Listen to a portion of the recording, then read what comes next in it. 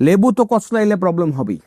হ্যাঁ, এবং ধরেন এইখানে একটা মানে আমি খুব ব্লান্টলি বলি যে ধরেন বিজনেসম্যান যারা আছে এখানে, বিজনেসম্যান নামটাও আপনি মনে করেন যে কলুষিত হয়ে গেছে। বিজনেসম্যান মানে হচ্ছে সে 5 লাখ টাকা আছে, সে একটা প্রোডাক্ট আনছে, সে এটা ফেসবুকে বুস্ট করে ভাই ব্রাদার বন্ধু কইরা মার্কেটাররা দিয়ে বুস্ট করাইছে, সেল হয়েছে, এটাই হলো বিজনেসম্যান এখন। এইটা তো ভাই বিজনেস না। সারা জীবন আমরা যাদেরকে দেখছি কষ্ট করছে, আমাদের চারপাশে কষ্ট করছে, এফোর্ট দিছে, সোর্সিং করছে, তারপরে প্রোডাক্ট সেল করছে, তারা হলো গিয়ে অরিজিনাল বিজনেসম্যান, যে বিজনেসটাতে কি করছে, দাঁড়া করছে, 2 জন 4 জন 5 জন এমপ্লয়ি করছে, একটা ছোট্ট খুপড়ি থেকে শুরু করছে, তারপরে শোরুম দিছে।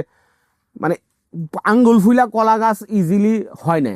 তো এখনকার ব্যবসায়ীরা হইলো যে ভাই আনসি প্রোডাক্ট একটা, এইটা ব্যাস বেচা শেষ, আর একটা প্রোডাক্ট আন আইসা ব্যাস, আবার বলছি যে 10 টাকা, হ্যাঁ প্রোডাক্টের দাম 5 টাকা, সেল করব 10 টাকা, 5 টাকা হইলো গিয়ে আপনার লাভ, এর মধ্যে খরচ হইলো 3 টাকা, 2 টাকা থেকে 1 টাকা রিইনভেস্ট করবো, 1 টাকা হচ্ছে গিয়ে খামো, এইটাই হইলো গিয়ে হিসাব হয়ে গেছে। তো এইটা তো আসলে ব্যবসা না, this is not brand building, this is not business building, this is like just money নিয়ে আপনার কিছু ট্রানজাকশন করলেন এবং আপনি ইকোসিস্টেমের ক্ষতি করলেন। কারণ ওই যে 2 টাকার প্রোডাক্ট 4 টাকায় সেল করছেন, মনে করতেছেন 1 কোটি কাস্টমার আছে, জীবনে কোনোদিন জানবে না বাংলাদেশে, এরা ব্যস্ত থেকে যতদিন যায় হবে তখন আরেকটা প্রোডাক্ট সেল করবো, শেষ হবে আরেকটা প্রোডাক্ট ক্যাটাগরিতে যাও, কিন্তু কাস্টমার গুলা নিতেছে এবং দেখতেছে যে কিরে ভাই অফলাইনে তো এটার দাম কম, হ্যাঁ এটা তো হয়েছে, তখন সে হয়তো বছরে 14টা অর্ডার করতে এখন 2টা অর্ডার করে, ওষুধ আর গ্রসারি ছাড়া কিছু কি করে না, অর্ডার করে না, তার ট্রাস্ট কি হয়ে গেছে, কমে গেছে। আলটিমেটলি মার্কেটের যে customer, genuine customer is not growing.